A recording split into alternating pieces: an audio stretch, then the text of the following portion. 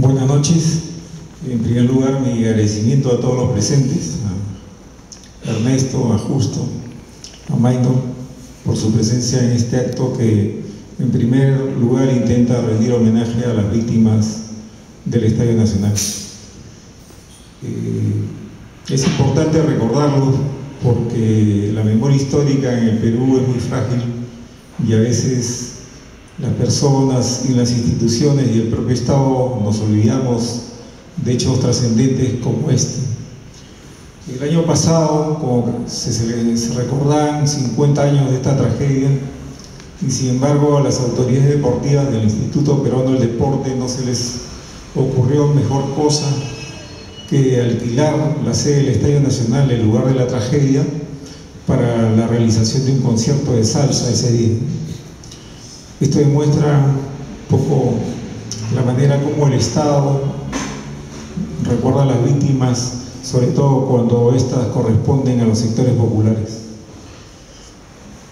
Yo escribí este libro, en primer lugar, respondiendo a un reto que me habían lanzado algunos amigos con cierta malicia. Cuando publiqué la quinta edición del libro El crimen de la Cantuta, algunos me dijeron que yo era autor de un solo libro. Y entonces yo me puse a pensar seriamente en qué libro podía escribir, digamos, con cierta premura, con cierta rapidez, porque cuando uno trabaja en un diario, pues es poco el tiempo que tiene para investigar y para leer documentos. Y entonces recordé un hecho de infancia.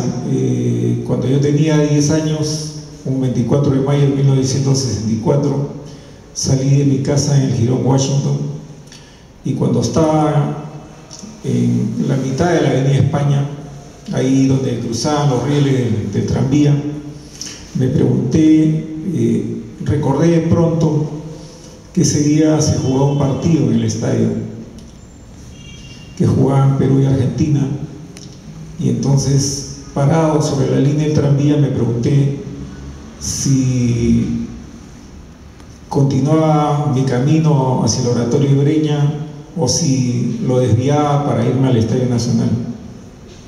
Fue una decisión rápida y tal vez por la hora decidí ir al Oratorio de Breña. Y recuerdo que en el Oratorio de Breña, que era un anexo de los salesianos y de la Iglesia María Auxiliadora, ese día se realizaba la procesión de María Auxiliadora. Cerca de las 6 de la tarde, cuando la procesión estaba por la avenida Guzmán Blanco, rumbo al 28 de julio, pudimos ver a los aficionados que retornaban del Estadio Nacional. Como comprenderán ustedes, al ver sus rostros, al escuchar sus versiones sobre lo que había ocurrido, comenzamos a aproximarnos a lo que después conoceríamos como la tragedia del Estadio Nacional. De hecho, cuando yo llegué a mi casa, horas más tarde, cerca de las 9, 10 de la noche, encontré a mis padres prácticamente en estado de shock. Ellos pensaban que había ido al Estadio Nacional y que algo podía haberme ocurrido. Ya las noticias circulaban por la ciudad, porque gracias a las imágenes que grabó el padre Ernesto en Panamericana Televisión, la gente pudo enterarse de lo que había ocurrido, o parte de lo que había ocurrido en el Estadio Nacional. Y entonces este recuerdo me motivó a escarbar en esta historia. Yo realmente pensaba que este trabajo iba a ser un trabajo rápido, que no me iba a demorar más allá de los 3 o 4 meses en las horas libres que yo tenía, ¿no? Sin embargo, las dificultades comenzaron muy pronto. Recuerdo que alguien me lanzó, digamos, un reto. Me dijo, primero tienes que averiguar por qué le decían el negro bomba a Víctor Vázquez, y luego de qué equipo era hincha este aficionado. Y la verdad que me costó mucho. Recuerdo que comencé esta investigación en agosto o septiembre del 2013, y habíamos llegado a mayo y no había logrado responder cabalmente estas dos preguntas. Mi intención era sacar el libro en mayo de 2014, cuando se cumplían los 50 años de la tragedia. Sin embargo, como les explico, no pude responder a estas dos interrogantes. Entonces tuve que posponer la redacción de este trabajo. Y solamente fue una semana después, cuando pude encontrar a uno de los amigos de infancia de Víctor Vázquez, que pude responder estas preguntas y otras más, y digamos, terminar de escribir la redacción de este libro, ¿no? Este libro es la historia de una gran tragedia del pueblo peruano, porque en el Estadio Nacional murieron aficionados de barrios populares, no gente de clase media ni de clase alta. Era gente que amaba el fútbol, que cada semana iba con sus hijos, que iba con sus esposas, o incluso iban con sus madres, porque eran tiempos en que las mujeres también iban al Estadio Nacional. Tal vez ahora eso parezca un poco curioso, pero hace unos 30 o 40 años las mujeres eran grandes aficionadas al fútbol y les gustaba comentar y les gustaba asistir al Estadio Nacional. Y bueno, este fue el inicio de la investigación. Y luego otro asunto que me llamó mucho la atención fue el hecho de leer el informe que había presentado el juez Castañeda Pilopaís. Yo me pregunté cómo el juez, que era reputado como el juez más honesto de la ciudad y tal vez el más capacitado, podía dar un informe o presentar un informe judicial que muchos de sus colegas y que muchos de sus superiores desecharon con tanta rapidez. Y entonces fui haciendo preguntas con gente que me encontraba en la calle, gente que era más o menos de mi edad, y a la que le preguntaba si ellos habían estado en el estadio, y si me respondían positivamente, pues le lanzaba otras preguntas, ¿no? En realidad no tenía, digamos, referentes para esta historia, porque los grandes protagonistas de esta historia están muertos: el Nero Bomba, el comandante de Zambuja, el árbitro del partido, el autor del gol, Quilo Lobatón.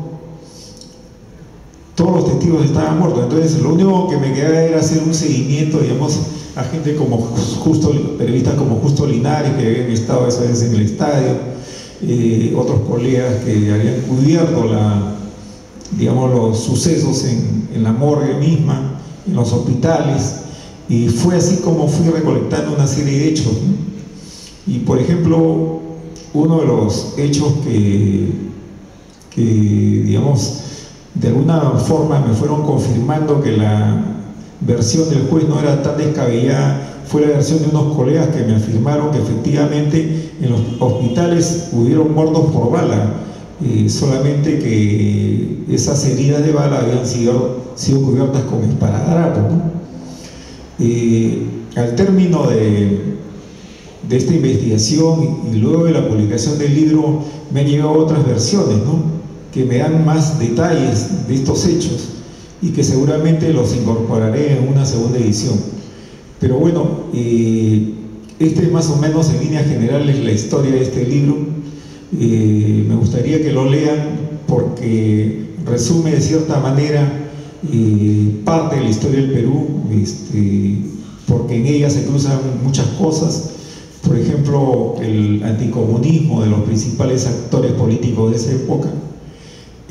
Todo aquello que era subversivo era objeto de represión por parte de las fuerzas del orden y por parte de quienes tenían el poder político en esos momentos, ¿no? Y no solo estamos hablando del gobierno, ¿no?, porque el gobierno de Acción Popular se inició con unas propuestas reformistas que se han citado, pero propuestas que van a terminar, digamos, estallando por la incapacidad y por la falta de firmeza del gobernante, ¿no?, de Fernando Belaúnde, pero también por la oposición de la bancada aproodrista, ¿no?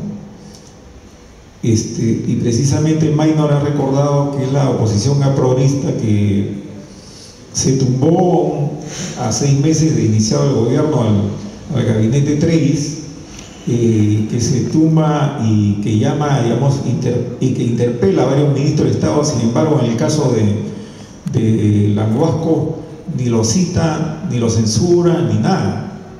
Simplemente lo deja pasar. Y todo eso hace entrever que hubieron otras causas, otras motivaciones detrás de este hecho. Hay un hecho que, por ejemplo, a mí me llama mucho la atención. Hay una declaración del juez Pasos en Argentina que me llama mucho la atención.